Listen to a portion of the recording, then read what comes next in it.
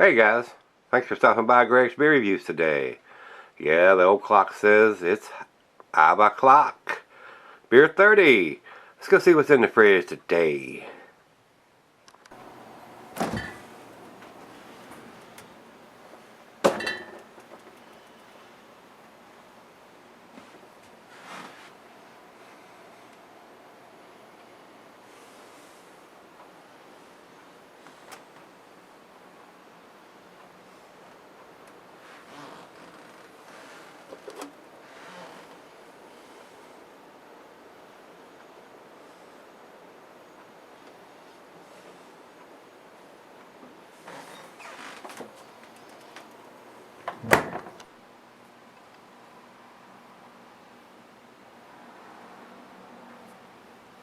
Hello everybody, welcome to Gregsbeerreviews. Today look at this great big corked and caged bottle that I've had forever.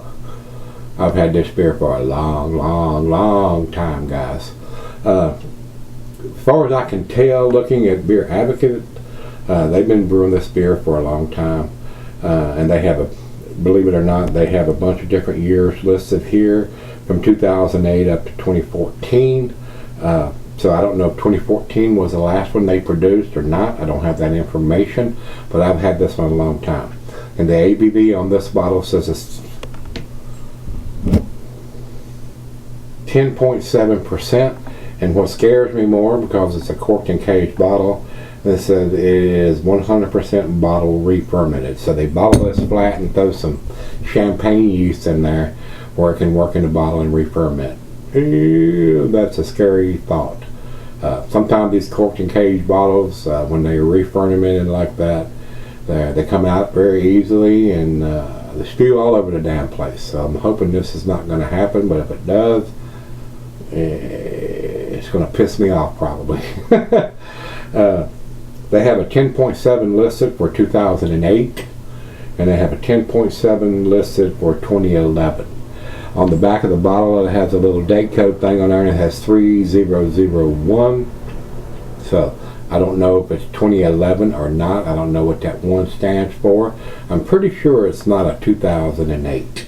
That was before I was into craft beer, so I don't think I've purchased a 2008 bottle here. If I was guessing, I would say it's a 2011 edition. Looking at the ABV, and that's the only two ABVs at 10.7 that are listed here. Is 08 and 2011. Everything else is an 11 plus percenter. So if I was guessing, guys, I would say that it is a 2011 edition. So, and I don't know when in the year that they bottled it, whether it was beginning of the year, middle of the year, end of the year, I'm not sure, but just looking at the date of 2011, and this is 2019, 8 years in the bottle. So and it's been in the refrigerator the whole time that I have had possession of it. So hopefully it's not re-fermented too much where it's going to spew and gush all over the place. I got my fingers crossed, guys. I hate that when that happens, and it's happened several times to me, guys, on these re-fermented beers, especially with a cork and cage top on it. Over to Untapped. They don't have the IBUs listed, but they have a fairly long description. I'm going to read it. Brooklyn Black Ops does not exist. However, if it did exist, it would be a strong 10.7 ABV stout concocted by the Brooklyn brewing team under cover of security and hidden from everyone else at the brewery. The myth is that this supposed Black Ops was then aged for 4 months in bourbon barrels, bottled flat, and then re-fermented with champagne yeast. Presumably, such a beer would raise a rich, fluffy, dark brown head, and it would combine with chocolate and coffee flavors with a rich underpinning of vanilla-like bourbon notes. So, had it for a long time, so I know for sure that it is at least a 2011 edition. So, like I said, I'm hoping I can get the cork out without getting the pliers, and it's not going to gush all over the place being a re-fermented beer. So, that is all we need to talk about. We do not have the IBUs listed anywhere, so it is time. So let's see what happens here. And I've actually had these, when I took the cage off of it, the cork starts coming out by itself. It's got under so much pressure, so we shall see what happens here, guys. Ooh, these scare me. They really do. Alright, it's coming out. So, hope it don't gush all over the place. Ah, yeah. Looks like it is staying in the bottle. That's what I want to happen, yeah. So, into the glass we go. We're going to go right down the center on this one for a while. Looks like it's very well carbonated with that big pop on the cork, so better back off on that down the center pour. Alright. Big bottle, 750 milliliter bottle. Probably could have poured a little bit more in there, but we get the idea. And approximately a finger of head, maybe a tad more. Nice looking beer. Pitch black. I don't see any light coming through it. Very nice looking stout. And they had it in the bourbon barrels for 4 months. So hopefully it was first run bourbon barrels and we're going to get some bourbon notes on it. So let's get to the notes and see what we got.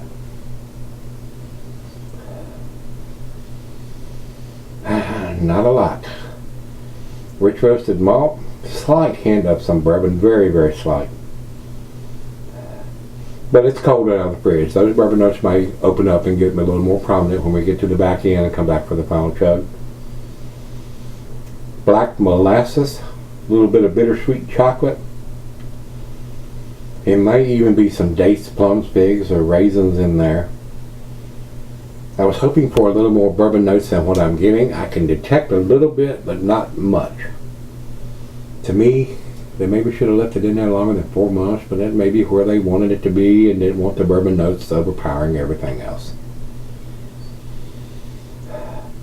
It's got a nice aroma. I will not fault it. It does smell pretty good. Smells tasty. Just a slight hint of the alcohol, not much. So let's get it to the lips, see what we got. Cheers.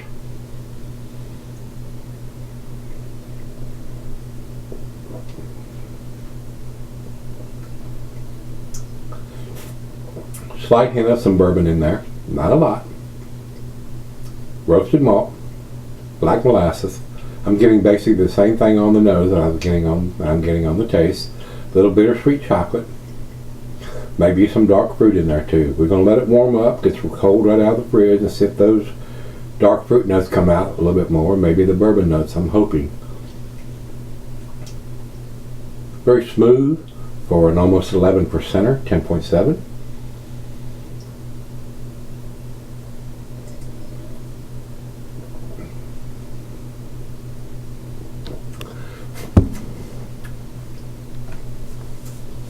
Maybe a very, very slight hint of some coffee notes in there. Maybe those will come out too a little bit more. Very tasty though. I mean, I think it has cellared very well. I'm a little disappointed in the amount of bourbon that I'm getting, but you know, they only left it in there 4 months.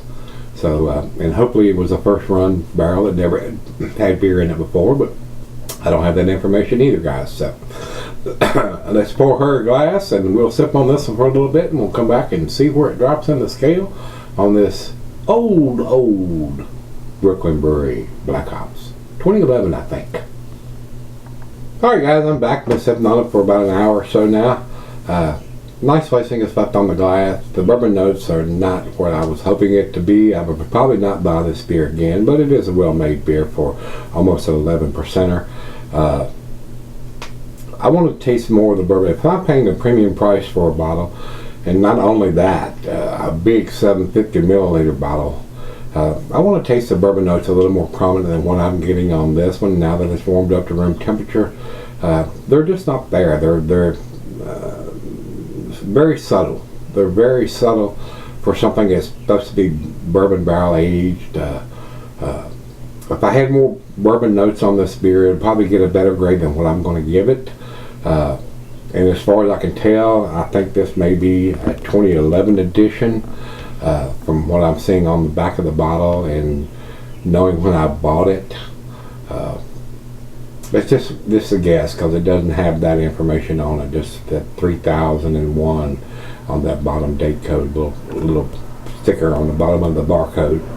But it has fluid ounces and ale written there and not an actual date code. So that was back before they were doing a lot of dating from a lot of breweries back then. And I'm not sure whether they're still producing this beer or not, because Beer Advocate only has it all the way up to the 2014 edition and not anything past that. So I don't know if they're still doing this beer or not. It's not listed on Beer Advocate's site. And I didn't go to Brooklyn's site to see if they were still in production or not, guys. I don't do that. I don't go to the beer manufacturer's site. I use Beer Advocate and Untapped in my opinion, based on what I am drinking. So, with that being said, still a tasty beer. Slight, very subtle hints of the bourbon in there. Black molasses, roasted malt, a little bittersweet chocolate, and the fruit notes are very subtle too, like the bourbon notes. If they're there, they're very subtle.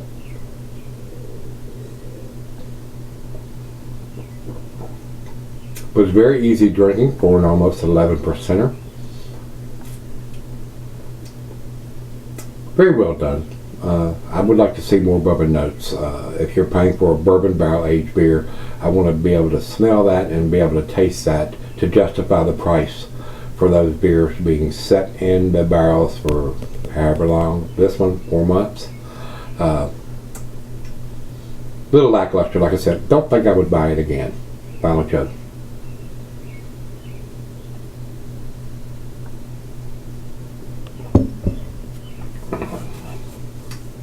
For what I'm drinking, almost an 11%er, bourbon barrel aged, and I say that very lightly. The bourbon barrel notes are very subtle. It has not cellared as well as I was hoping it would have, and like I said, I probably would not buy this beer again. But I do think it's a well-made beer with the alcohol being as hidden as well as it is, and the taste that I'm getting on it. There are a lot better bourbon barrel aged beers that come to mind real quick over something like this. So, with that being said, like I said, I'm going to base it on what I am having here. It is definitely not a world-class beer in my humble, honest opinion, but I do think it's a well-made beer. So, I'm going to give it an A-90, just barely into the A category. Could just as easily gave it a B+. So, with that being said, let's run over to Beer Advocate. They have it at 4.12, but they don't differentiate between the years. So I don't know whether they're giving that grade to a 2014 edition or 2008 edition. So they clump them all together and they average everything out. So what you may find very tasty this year or last year or 2014 as opposed to 2010 or 2008 may be different than what you're drinking. So that's where I'm putting it. That's it. 90 for me, guys, and 4.12, and they say it's exceptional. I would beg to differ on that. I don't think it's exceptional. And over to Untapped, they have it at 4.25, and that is for the 2011 edition. I'm not going to go quite there. I want more bourbon notes and a little bit. The alcohol is well hidden, but I want more of the bourbon notes if I'm paying for bourbon barrel aged beers, and this one is a little lackluster in that aspect to me. Now, if I'd have had this in 2011, I may have thought different, and I may have reviewed this back then, guys. I don't know if I bought 2 of these. I didn't go back and look, but for the beers that I've had and the bourbon notes that I've got on some of the others, this one is a little more subdued and a little lackluster in the bourbon notes, and that's why I am giving it what I'm giving it. So, like I said, they have it at 4.25. I think that's a little heavy on the grading, so that's why I gave it what I did. If you have had this, especially the 2011 edition recently, let me know what you think, and until we meet again, hey, let's go see what's in the fridge. Yeah.